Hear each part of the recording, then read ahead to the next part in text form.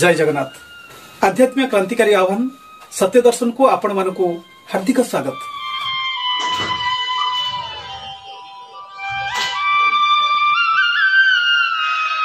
ओम नमो भगवते वासुदेवाय। प्रिय गीता प्रेमी दर्शक बंधु, श्रीमद भगवत गीतार प्रथम अध्याय अर्जुन विषाद जोग, द्वितीय अध्याय सांख्य जोग, तृतीय अध्याय कर्म जोग एवं चतुर्थ अध्याय ज्ञान जोगर वीडियो आपण माने पूर्वरु देखिथिबे निश्चय। जदि देखि नाहंती तेबे डिस्क्रिप्शन रे लिंक अछि, देखि परिबे। आजिर वीडियो रे आमे गीतार पंचम अध्याय कर्म संन्यास जोगर संपूर्ण कथावस्तु जानिबा। एही अध्याय रे मोट 29 श्लोक रहिछि। प्रत्येक श्लोक गुड़िक अत्यंत महत्वपूर्ण। तेबे आसंतु विषय भितर को जिबा। आज आपण मानक पई गीतार पंचम अध्याय कर्म संन्यास जोग।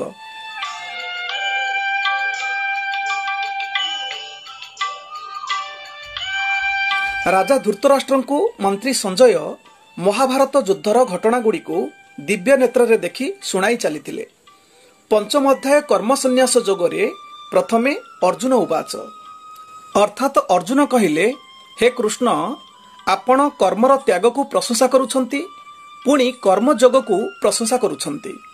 तेणु ए दुईटी कथारू गोटिए कथा मते कुहंतु जेउथिरे मोर मंगल हेबो। श्री भगवान उवाच, भगवान श्रीकृष्ण कहिले, संन्यास और कर्मयोग उभय मुक्तिर कारण अटंती, किंतु ए दुईटी मध्यरु कर्मयोग श्रेष्ठ अटे। हे अर्जुन, जो व्यक्ति काहारी प्रति देश करंती नाही ओ किछि पाइबाकू मध्य आशा रखंती नाही, सेही हेउछंती प्रकृत सन्यासी। सेही व्यक्ति राग देश रहित होइथिबारु से सहजरे मुक्ति लाभ करंती। जो माने अल्प बुद्धि संपन्न व्यक्ति सेही माने कुहंती कर्मयोग और सांख्ययोग पृथक अटे, किंतु जो माने प्रकृतरे पंडित से माने ए उभय जोग को समान बोली विचार करी निजर रुचि अनुसारे गोटिक को नहीं कर्म कले भी उभयर फल पाई थांती।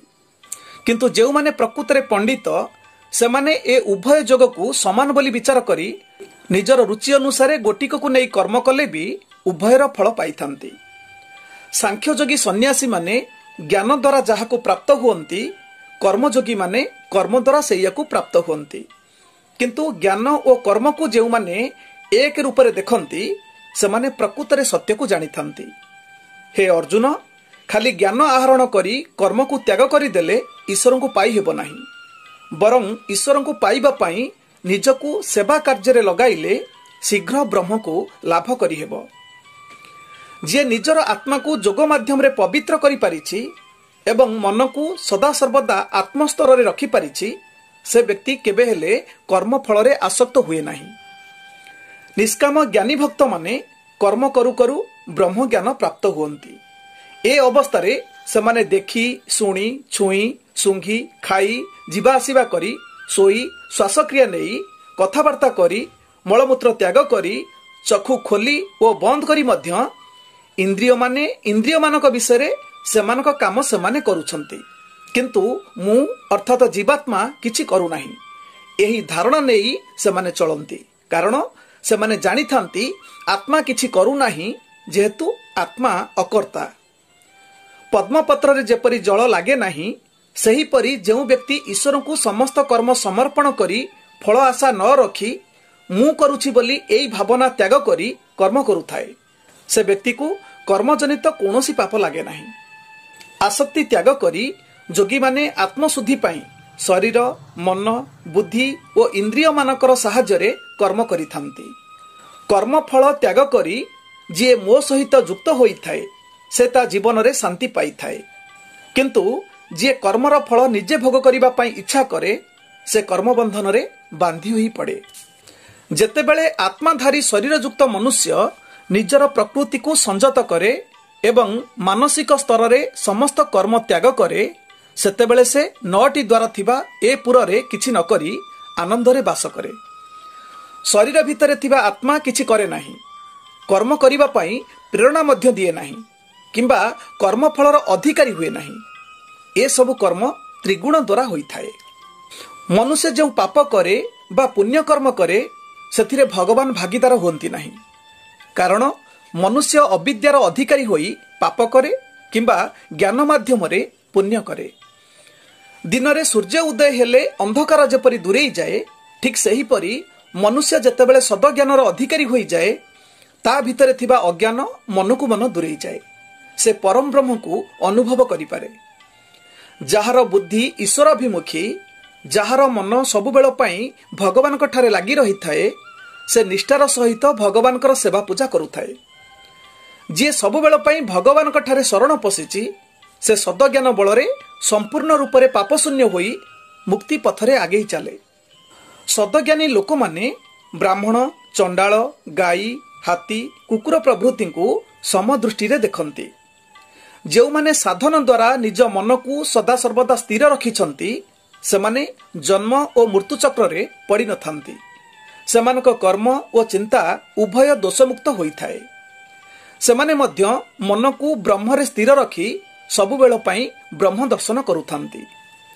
जो व्यक्ति प्रिय वस्तुटीए पाइले खूब खुशी हुए नहीं कि प्रिय वस्तुटी को हराइले दुख प्रकाश करे नहीं, ताकू स्थिर बुद्धि बोली कहा जाए।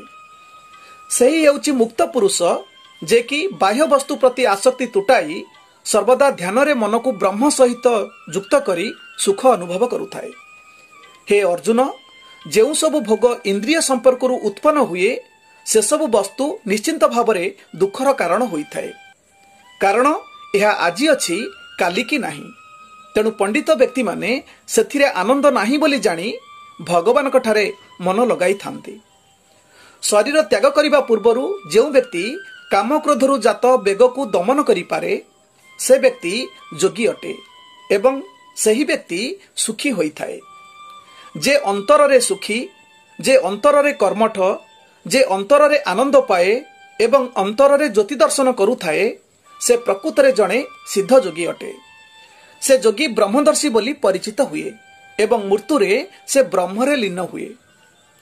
निष्पाप, संशय वर्जित, संजत चित्त, सबु प्राणीकर मंगल पाई कर्मरत सही ऋषि माने मोक्ष लाभ करती। जो माने काम क्रोध को दमन करी आत्मानुभूति लाभ करिछंती, जो माने आत्मदर्शन पाई सदा सर्वदा कर्म करि चली थांती, से माने दिने ना दिने ब्रह्म निर्वाण लाभ करिवे, एथिरे कौनसी संदेह नहीं। जो मुक्तकामी मुनि मनरु बाह्य विषय सबुकु दूर करी चक्षु को दुई भ्रू मध्य रखी नाक मध्य जीवा आसिबा करुथिबा वायु को समगति कराई मन और बुद्धि को संजत करी इच्छा, भय और क्रोध को त्याग करी केवल ईश्वर चिंता करुथांती, से मुनि सर्वदा मुक्त अटंती। जो योगी माने ईश्वर को सर्वयज्ञर कर्ता, तपस्यार कर्ता, समस्त लोकर महेश्वर एवं समस्त प्राणी मानकर बंधु बोली जानती, से शांति लाभ करती।